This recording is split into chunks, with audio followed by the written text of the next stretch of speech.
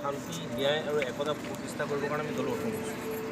আমি অসমত জাতি ধৰ্ম বৰ্ণ নিৰ্বিশেষে সকলো মানুহ যাতে একেলগে বসবাস কৰিব পাৰোঁ, আমি সকলোৱে যাতে ন্যায় পাওঁ, সকলোৱে যাতে আমি শান্তিত থাকিব পাৰোঁ, আৰু সকলোৱে যাতে আমি একতাত থাকিব পাৰোঁ।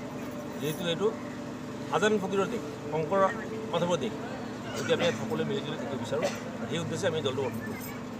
আজি কি সভা হ'ল?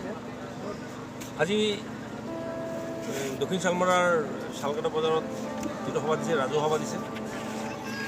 ইয়াৰ উদ্দেশ্য যে আগন্তুক লোকসভা নিৰ্বাচনত আমি আমাৰ অসম জনমৰ্চা দলৰ ফালৰ পৰা আমি প্ৰতিদ্বন্দ্বিতা আগবঢ়াম।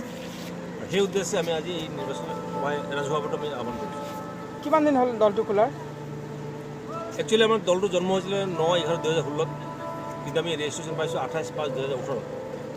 আৰু ৰেজিষ্ট্ৰেশ্যনটো পোৱাৰ পাছৰ পৰাই আমি অসমৰ ইমূৰৰ পৰা সিমূৰলৈ, শদিয়াৰ পৰা ধুবুৰীলৈ সকলো ঠাইতে আমি আমাৰ সাংগঠনিক দিশত আমি চেষ্টা চলাই গৈ আছোঁ।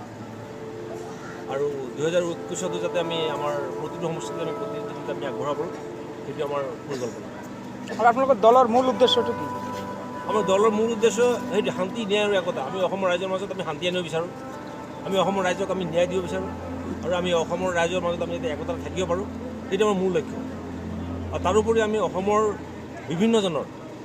বিভিন্ন লোকৰ যিবোৰ আশোৱা আছে, যিবোৰ অসুবিধা আছে, সেইবোৰ যাতে আমি দূৰ কৰিব পাৰোঁ, তেওঁলোকৰ ডেভেলপমেণ্টৰ কাৰণে আমি যাতে চিন্তা কৰিব পাৰোঁ, সেই চিন্তাবোৰ মূৰত লৈ আমি দলটো গঠন কৰিছোঁ। আৰু আমি অসমৰ সকলো ৰাইজৰ জাতি ধৰ্ম বৰ্ণ নিৰ্বিশেষে সকলো লোকৰ খাতিৰতে আমি উন্নয়নৰ চিন্তাই কৰি যাম।